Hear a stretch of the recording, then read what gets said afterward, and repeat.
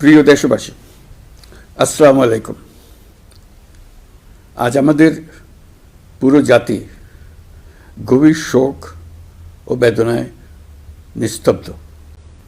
দেশের গণতান্ত্রিক রাজনীতির শীর্ষ নেত্রী, সাবেক প্রধানমন্ত্রী ও বিএনপি চেয়ারপারসন বেগম খালেদা জিয়া আর আমাদের মাঝে নেই। ইন্না লিল্লাহি ওয়া ইন্না ইলাইহি রাজিউন। বেগম খালেদা জিয়ার ইন্তেকালে আমরা গভীরভাবে শোকাহত ও মর্মাহত। তার মৃত্যুতে জাতি এক মহান অভিভাবককে হারিয়েছে। এই গভীর শোকের মুহূর্তে আমি তার পরিবারের সদস্যবৃন্দ, রাজনৈতিক সহকর্মী এবং অগণিত কর্মী সমর্থকদের প্রতি সমগ্র জাতির পক্ষ থেকে আন্তরিক সমবেদনা জানাচ্ছি। মহান আল্লাহর কাছে আমার প্রার্থনা, তিনি যেন আমাদের সবাইকে এই গভীর শোক কাটিয়ে ওঠার শক্তি দান করেন। বেগম খালেদা জিয়া ছিলেন বাংলাদেশের রাজনীতিতে এক পরম মহিমান্বিত ব্যক্তিত্ব। গণতন্ত্র, বহুদলীয় রাজনৈতিক সংস্কৃতি এবং জনগণের অধিকার প্রতিষ্ঠার সংগ্রামে তার অসামান্য ভূমিকা ইতিহাসে অম্লান হয়ে থাকবে। স্বৈরাচার ও ফেসিবাদের বিরুদ্ধে তাঁর আপসহীন নেতৃত্ব বারবার জাতিকে গণতন্ত্রহীন পরিস্থিতি থেকে উত্তরণের পথ দেখিয়েছে এবং মুক্তির প্রেরণা জুগিয়েছে। দেশ ও জাতির প্রতি তাঁর সমুজ্জ্বল অবদান জাতি চিরকাল শ্রদ্ধার সাথে স্মরণ করবে।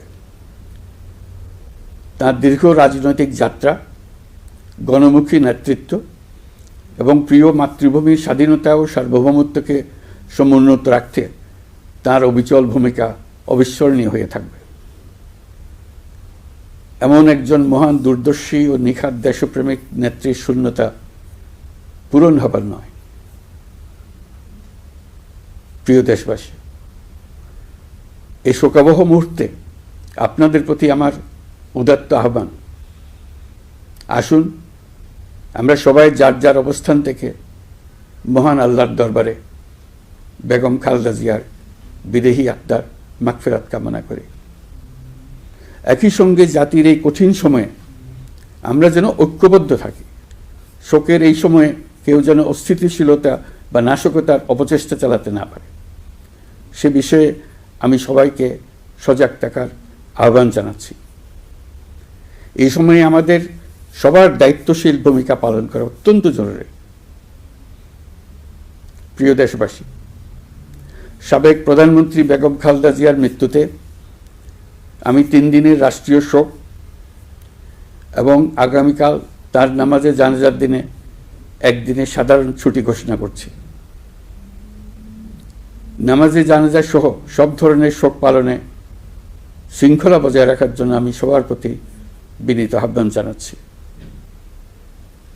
প্রিয় দেশবাসী, আমি জানি আপনারা সবাই এই সময়ে অনেক আবেগাপ্লুত।